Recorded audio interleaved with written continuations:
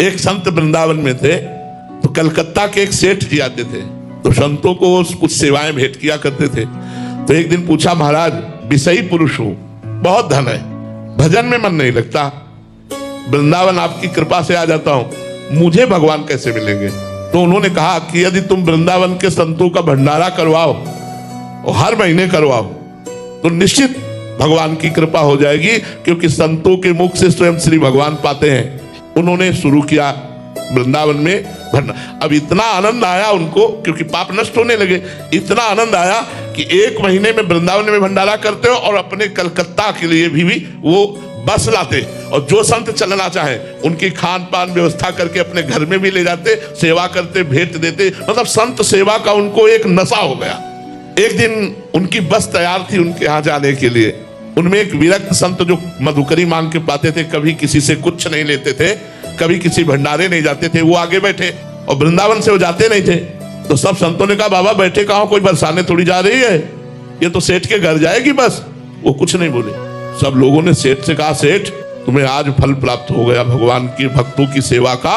ऐसे विरक्त महापुरुष और वनमाला चला रहे हो, गाड़ी में बैठे गए, वहां पंगत पाई। सेठ को पहले ही सब संतों ने बता दिया था कि वृंदावन से बाहर नहीं जाते, पता नहीं कौन सा तुम्हारा पुण्य उदय हुआ कि तुम्हारे घर आए।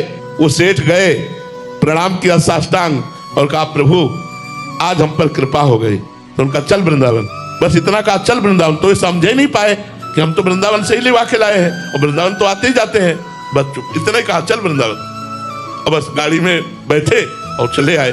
2 ही 4 दिन हुए कि एक लड़का था पूरे साम्राज्य का मालिक, एक्सीडेंट में मारा गया। जो ही लड़का मारा गया, घोर दुख कि अब ये सब वैभव किसके लिए।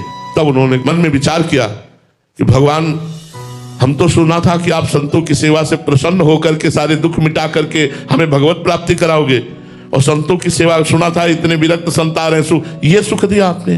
उन्होंने सब संपत्ति को जो चैरिटेबल हैं उनमें बांट दिया, और अब कहा कि अब जीवन किस काम का। पति और पत्नी वृंदावन आ गए और बात करके नाम जप करने लगे। फिर एक दिन संत मिले, बोले आ गया वृंदावन? बोले महाराज पूरी तरह से आ गया, आप कहीं नहीं जाना। और वृंदावन में शरीर दोनों का पूरा हुआ। ये है लीला। भगवान जब कृपा करते हैं तो ऐसी कृपा करते हैं कि अपने आप भगवान के पास आप पहुंच जाओगे। ये भगवान की कृपा। नहीं, जिंदगी में वो माया नहीं छोड़ पाते, जिंदगी में मोह नहीं छोड़ पाते। संतों की सेवा का फल हुआ कि एक्सीडेंट रूपी लीला से उनका पुत्र भगवत धाम गया, और प्रगट में दोनों पति पत्नी वृंदावन वास करके भजन करके भगवत धाम को प्राप्त हुए।